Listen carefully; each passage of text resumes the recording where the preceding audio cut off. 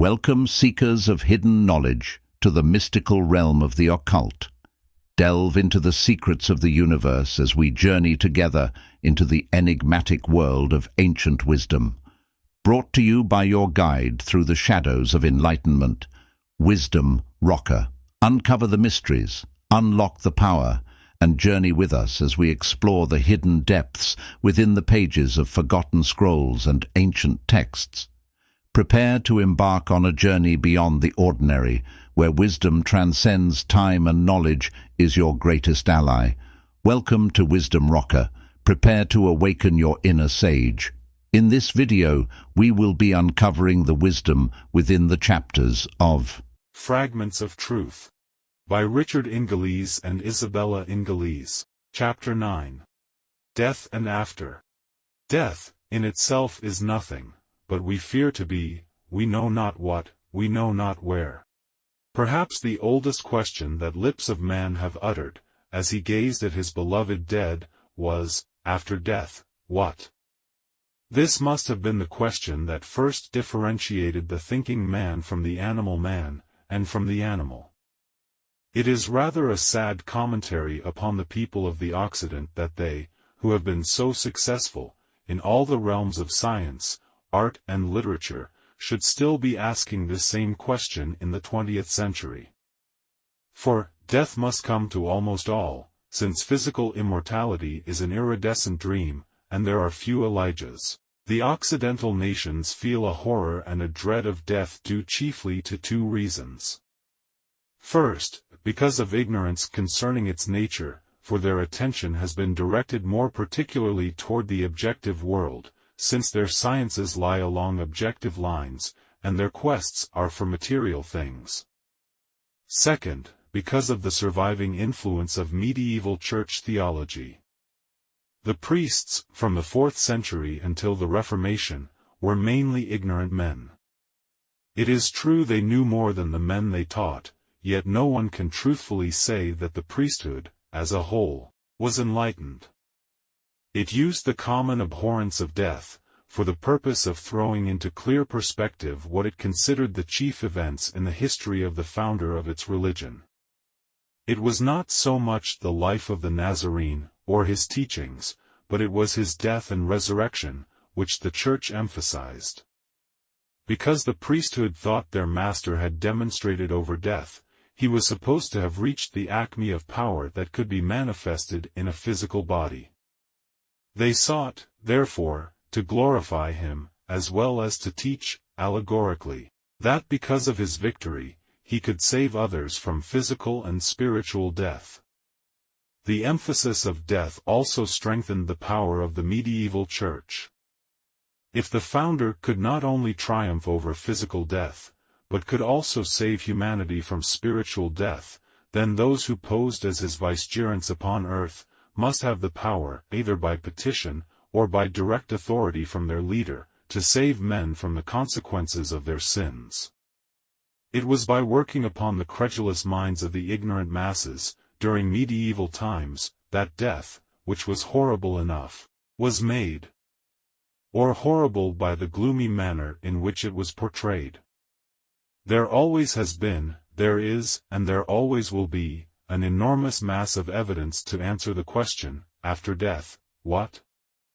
The trouble has been that men have not given the same degree of attention, of thought, of study, or of research in that direction as they would give to taking a journey to an unknown land. Before starting on such a trip they would look up the history of the country they were going to visit, seek the advice of those who were acquainted with it, and attempt to gather all possible information concerning it. But when it comes to the momentous question of, after death, what, little time, little close attention, little systematic thought has been given to the subject.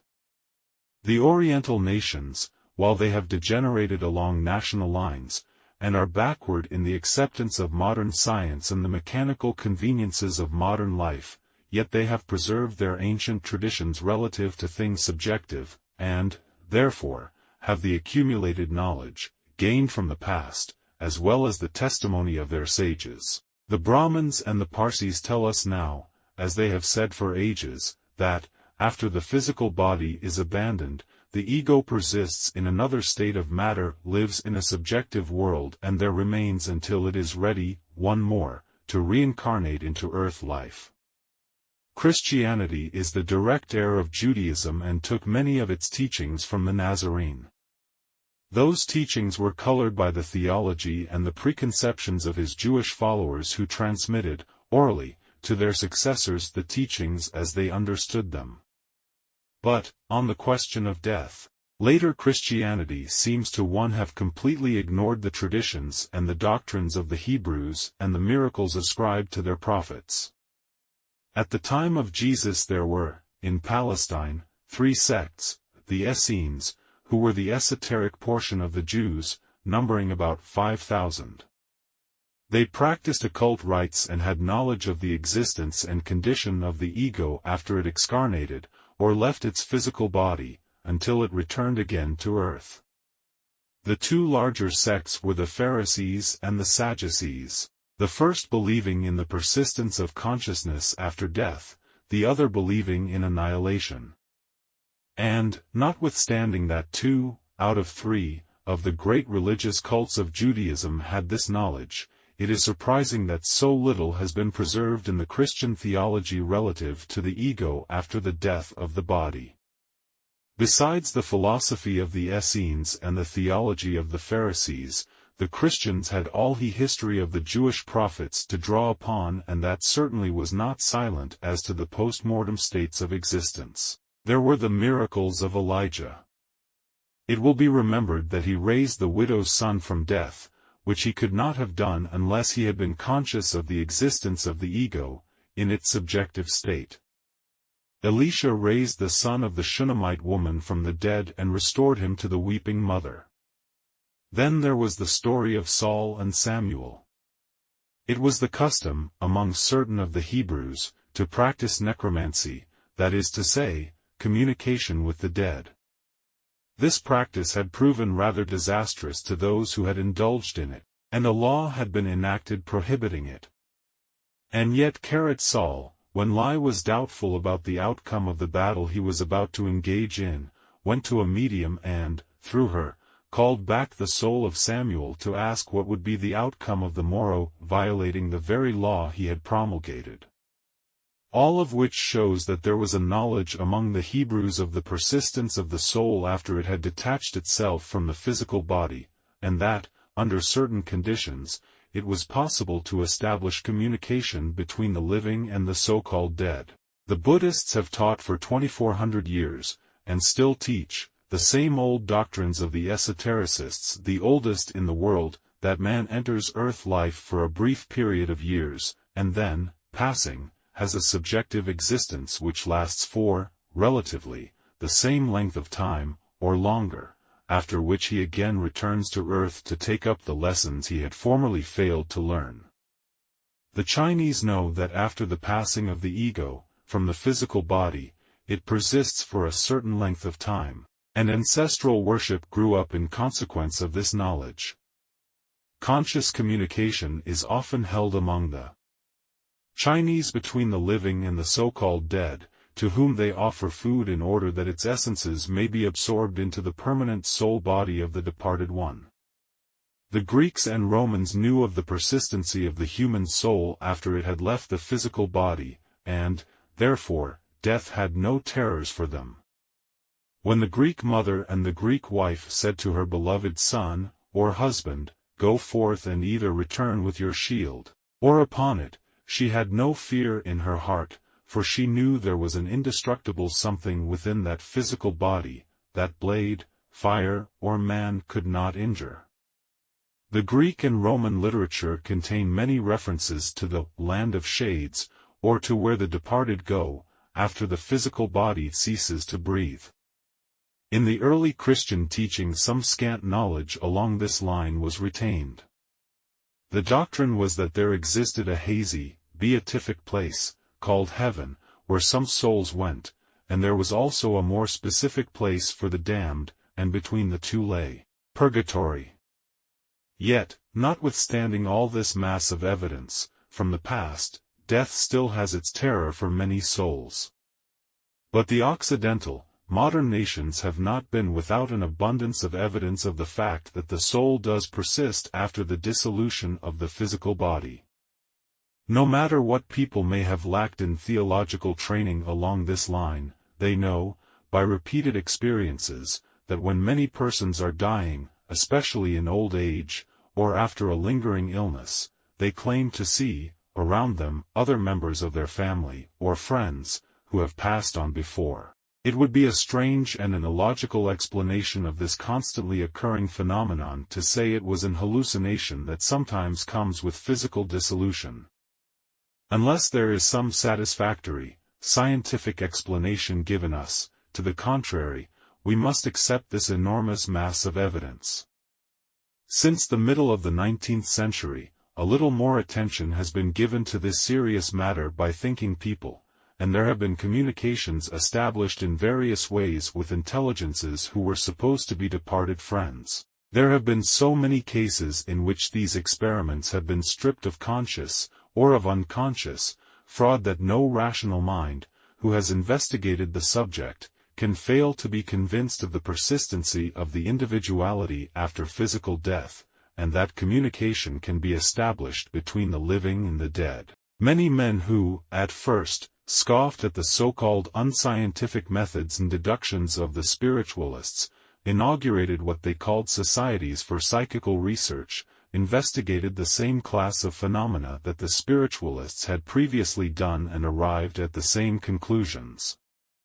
In Professor F. W. H. Meyer's book, Human Personality and Its Survival of Bodily Death, 1903, we have a mass of sifted evidence and valuable data gathered during his 30 years of personal study and experience in this field. As secretary of the Psychical Research Society, his opportunity for investigation and observation was exceptionally broad and favorable. There is also a fair amount of literature, on this subject, written since 1874, that would interest and perhaps enlighten a seeker after truth, who would give the necessary time to its perusal.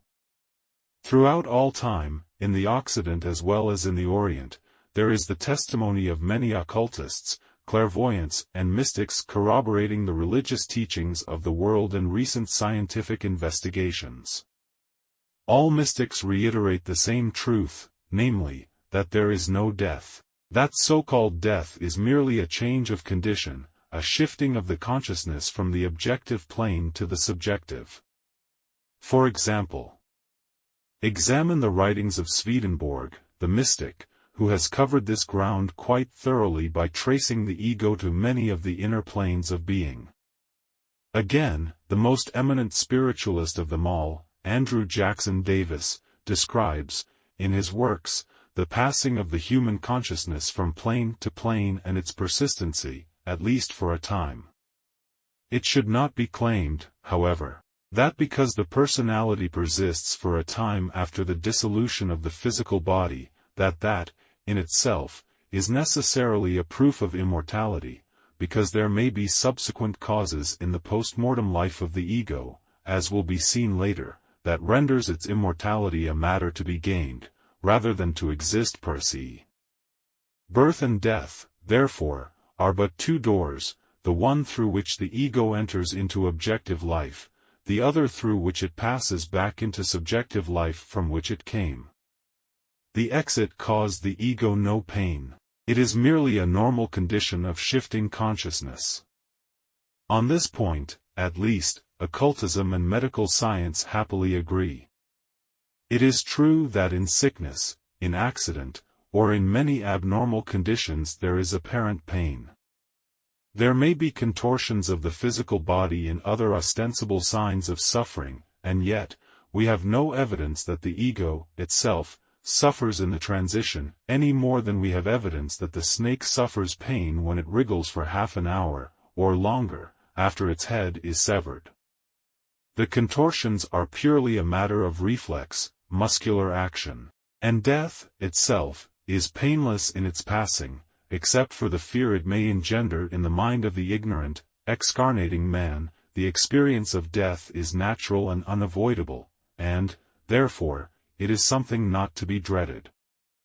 It is like sleep, which is the cessation of the body from normal, physical action, the withdrawal of the ego from the body. During dreamless sleep, the ego slips out of the body and stands beside it, and death is an identical process. All clairvoyants, all mystics, all students of the occult agree upon that point. The ego slips out of the physical body precisely as the locust slips from its covering, the snake from its skin, the butterfly from its chrysalis, the chick from its shell, all equally without pain.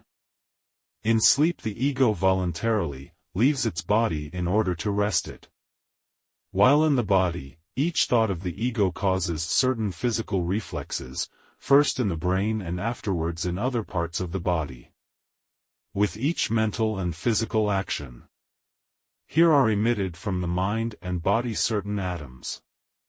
This depletion soon shows upon the physical, causing more or less exhaustion. When the ego temporarily leaves its body, as in sleep, the physical no longer suffers such depletion because it largely ceases to throw off atoms and draws back, into itself, magnetism from its ego. In death the ego is forced out of its vehicle because the vibrations of the body become so low, through some extrinsic cause, that the ego can no longer control, or re-enter, it. This vital subject of vibration has been dealt with in a separate chapter.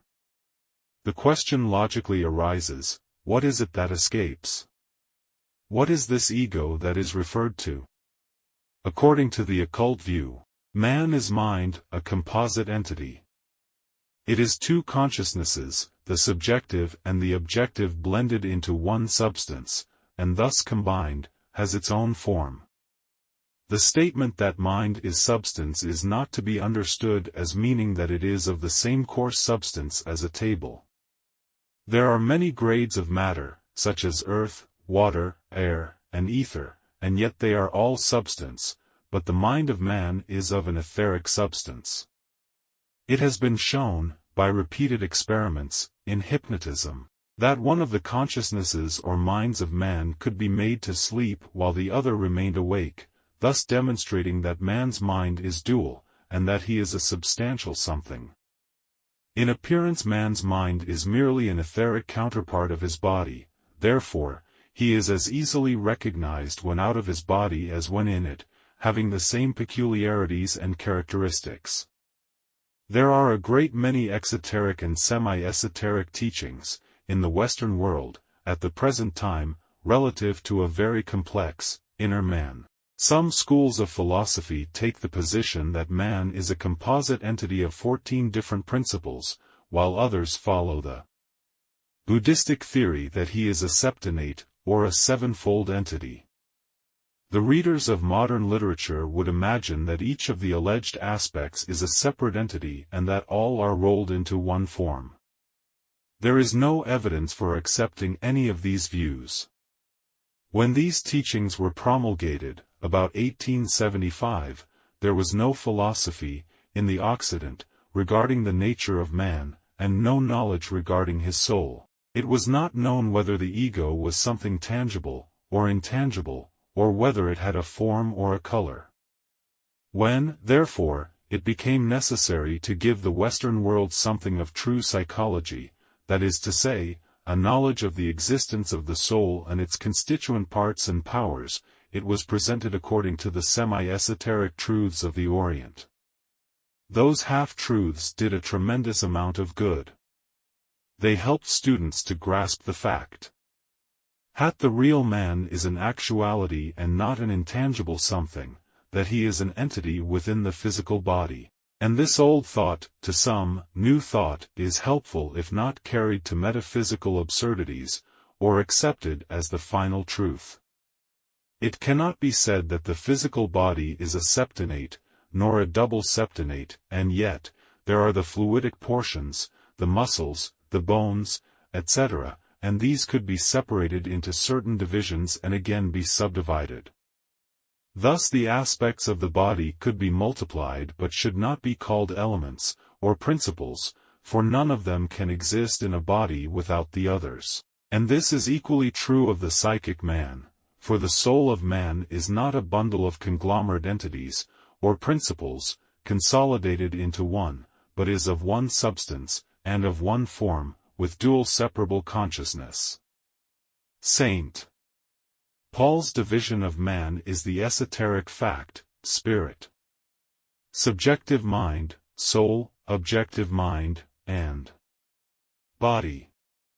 No ego passes permanently out of its physical body without being greeted by some of its friends on the subjective side, unless it had such a repellent personality as to have alienated all its associates and friends. Those who have passed beyond, know of men's ignorance and dread of the great change, and do all within their power to make the advent into that, as yet, generally unknown country, as pleasant as possible, as on returning from a foreign shore, one is met at the ship by family and friends.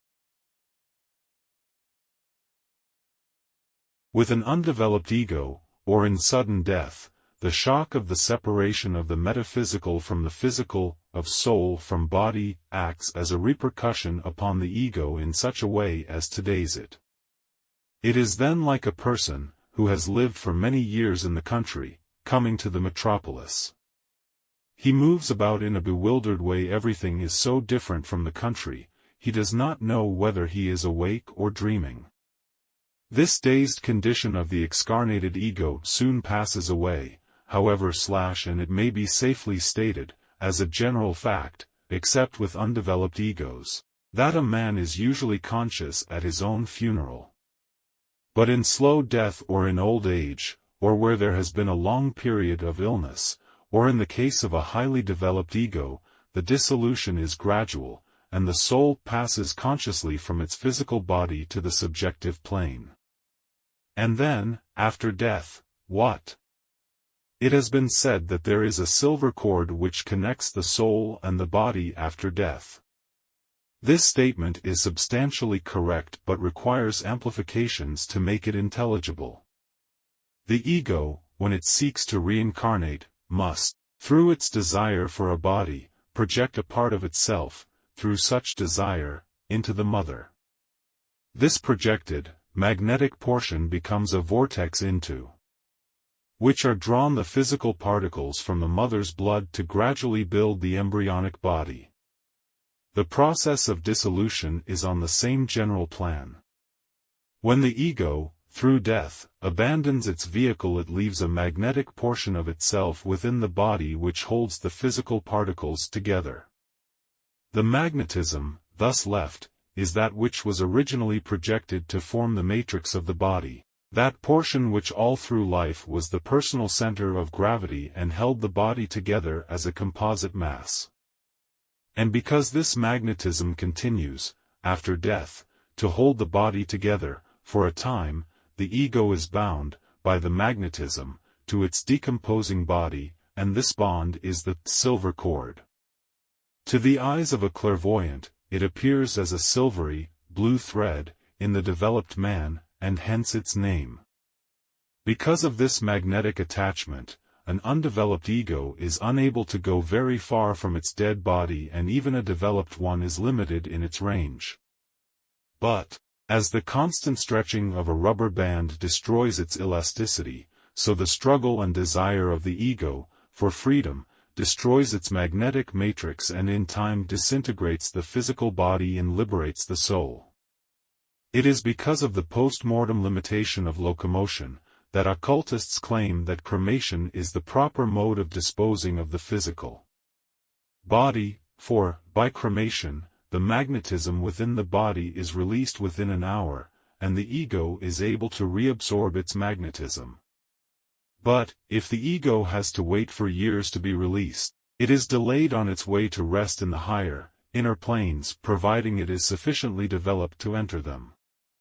For this reason sometimes a strong, but impatient ego, during the latter part of the dissolution of its body, breaks its magnetic cord and gains its liberty, at the price of losing the abandoned magnetism, and then a long time and great effort are required to recover the equivalent of its loss. If nations, calling themselves Christian, will insist upon burying their dead, they assuredly should not embalm the bodies and take the care they do to preserve them, but, on the contrary, should use soft wood, or wicker caskets, and thus not retard nature in her kindly work of liberating souls. In course of time, sometimes months and sometimes years, the tethered ego reabsorbs most of its magnetism and then can go where it wills, or where its development carries it. The liberated ego, if developed, finds itself in a position on the subjective side of life, where it is conscious of 7 planes of existence. Below lies the material earth, which may be said to be the starting point. These planes interpenetrate each other and yet are separate. The earth and the first subjective plane may best be illustrated by the crude figure of a sponge in a bucket of water.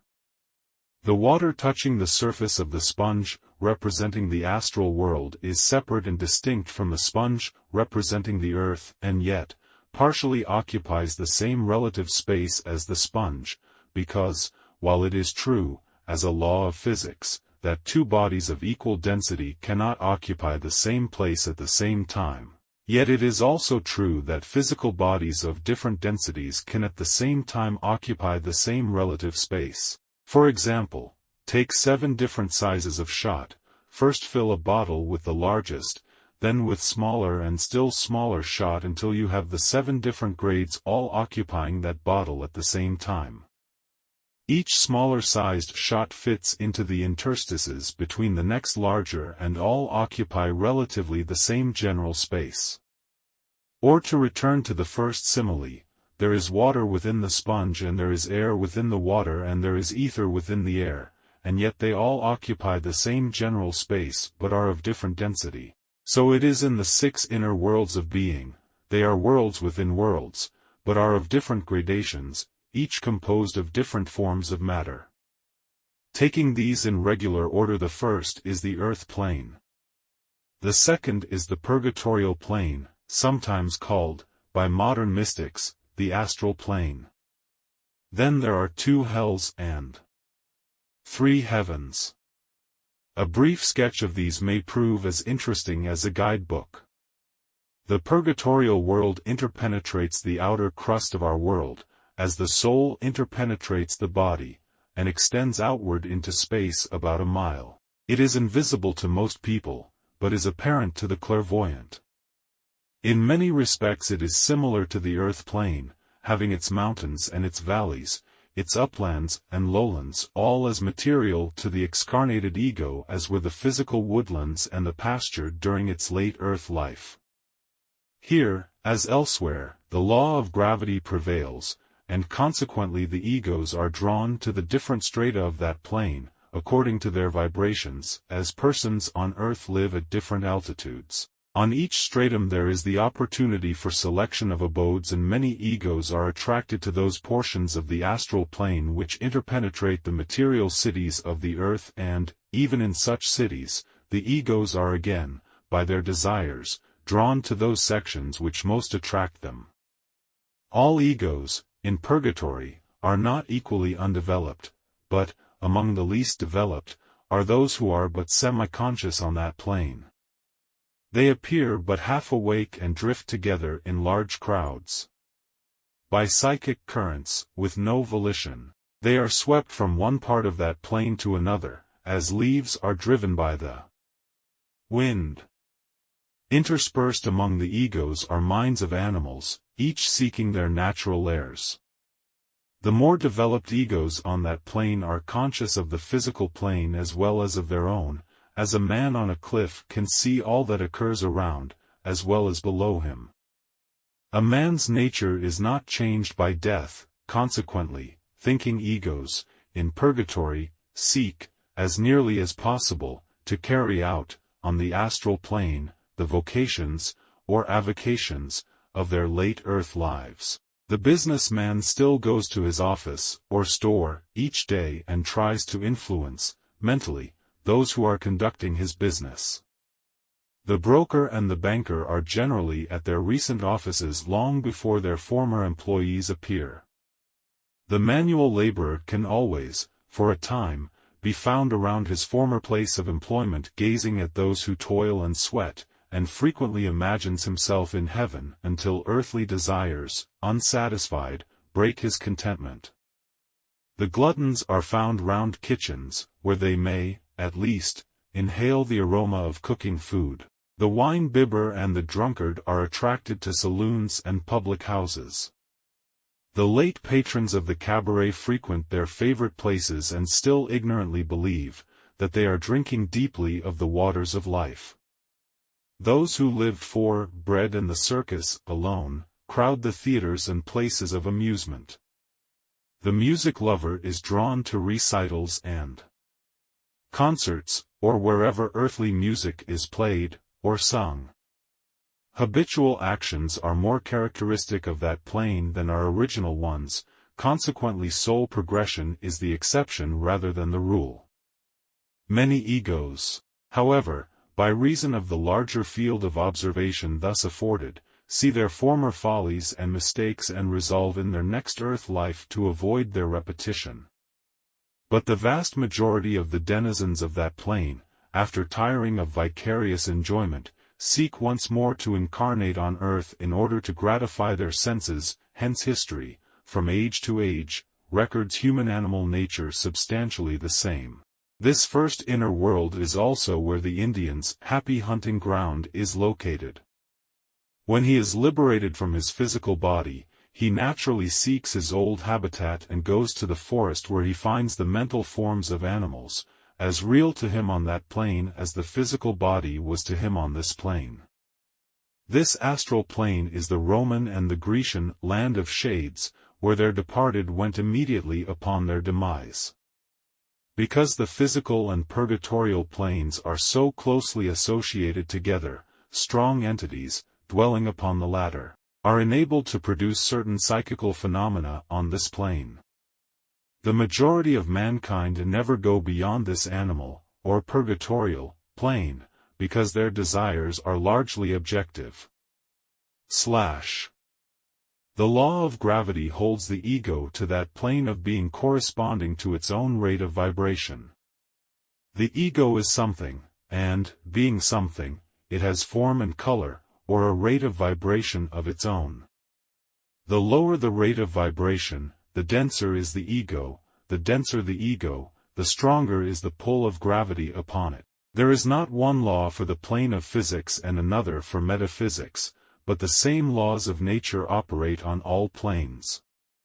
Therefore, if a man is animal in his nature, objective in his habit of thought and expression, thinks of material matters only, if his thoughts are degraded, or debased, he must necessarily lower his own rate of vibration until he is confined to the world of his unconscious selection, until he is drawn once more by his desires into physical life.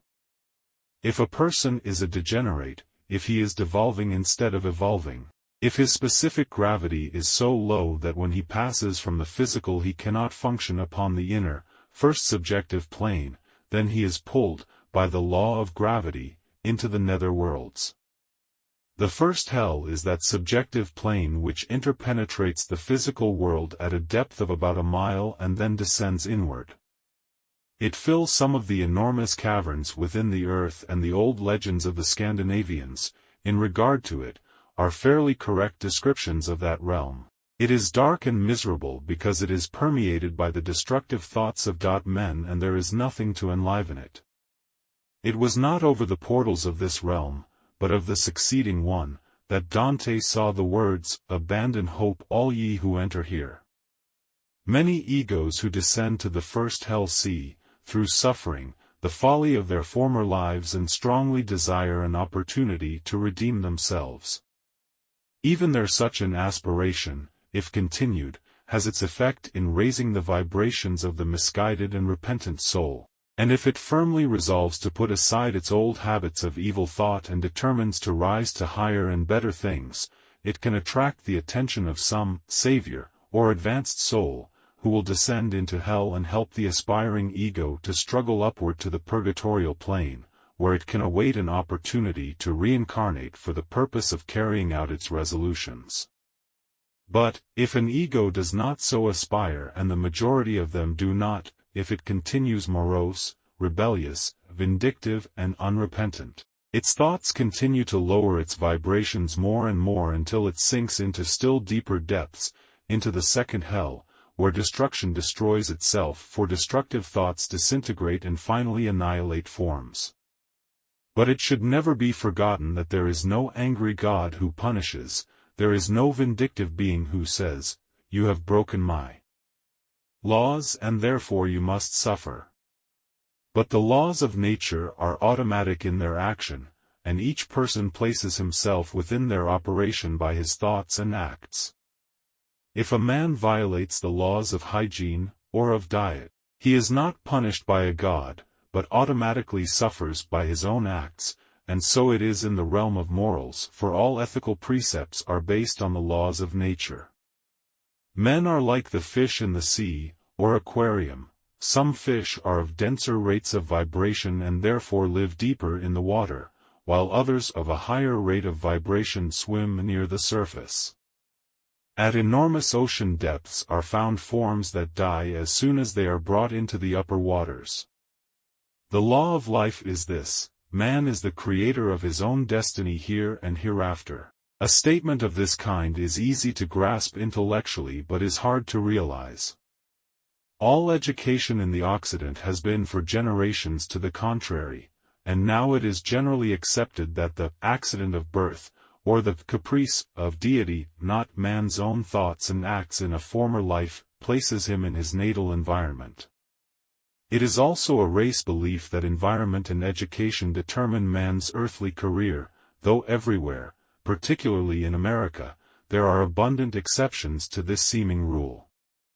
It is true that the life of the drifter, the negative individual and the thoughtless person, is largely shaped by environment, but that is because they are thoughtless, because they have not arrived at the creative point of mental development. In the cases of the many exceptions referred to, those who transcend environment, there is abundant evidence that man, the thinker, is man the creator, and that he shapes his life according to his will. Thus, both the rule and the exceptions prove the contention of the occultists. Nor is the after-death condition the result of chance, or of predestination, or of the acceptance of a particular creed of masses or of vicarious atonement, but it is the automatic result of personal vibration produced by habitual, self-engendered thought. This is as incomprehensible to the childish mind, saturated with theology, as was the problem to the little girl of how Jesus could be a Jew, when his father, God, was a Presbyterian, like herself. There are 3 heavens. Above the purgatorial realm there is a finer form of matter, and as the ego is liberated from its physical body, if its thoughts have been pure, if its aspirations great, if its life was mental rather than purely physical, then, by the law of specific gravity, it rises to the first of the higher, inner planes called the first heaven. That place, to it, is physical, which is to say, it is as material to the ego upon that plane as this earth was to it, while in the physical body. There it rests, amuses itself and meets its friends and associates. It is a beautiful abode, the summer land of the spiritualists, if you choose, and there the ego can meditate upon the past and plan for the future, or, if so disposed, may continue its mental work commenced upon earth. If the ego has aspired still higher, if it has advanced to a greater state of knowledge, if it has made its vibrations intensely rapid, then it is drawn to the second heaven, transcendent in glory, where all is harmony and the vibrations of the place itself are musical. It is a place of rest and not of effort, where the choice souls, who are the higher products of evolution, rest until they are willing to incarnate once more upon earth for the purpose of perfecting themselves, or of helping humanity. There also are those who have exhausted all the possibilities of earthly experiences and now await the opportunity to pass on to the next, or 5th, planet of our evolutionary chain. Beyond the second heaven is the one which is spoken of, in all the scriptures of the world, as the highest heaven, the abode of the celestials. There it is that the triumphant ego rests forever and forever. It is the nirvana of the East, it is the old orthodox heaven of the West. But, once an ego enters that realm, which it has won by reason of its efforts, it never returns to earth. There its consciousness gradually fades away, and it becomes one with the Absolute. The dewdrop slips into the shining sea. Individuality and immortality are consciously surrendered. Reward, like punishment, is self-earned, and when once the ego has developed to the point of intelligent selection foreseeing accurately the full extent of its decision, then it must choose whether to rest for a time in the second heaven, or to enter the abode of the blessed, the highest heaven, and have the door of evolution close upon it forever. There are some egos who become weary with the struggle of evolution and prefer a few centuries of ecstatic bliss to eons of effort, and these, yielding to the high vibrations of the utmost heaven, finally respond to and become a part of the divine harmony until they, like harp strings, are broken asunder by music they throb to express. But those who desire to progress, those who feel within themselves the power to grow from man to saint, from saint to angel, from angel to archangel, to cherubim and seraphim, 7 to Elohim, and finally to sun gods, those are they who take up the cross of evolution upon other planets, forever mounting higher as they grow in strength and wisdom, until omnipotence and omniscience is reached, and they become a part of the celestial hierarchy. Thanks for watching the Wisdom Rocker. Don't forget to like, comment, and share.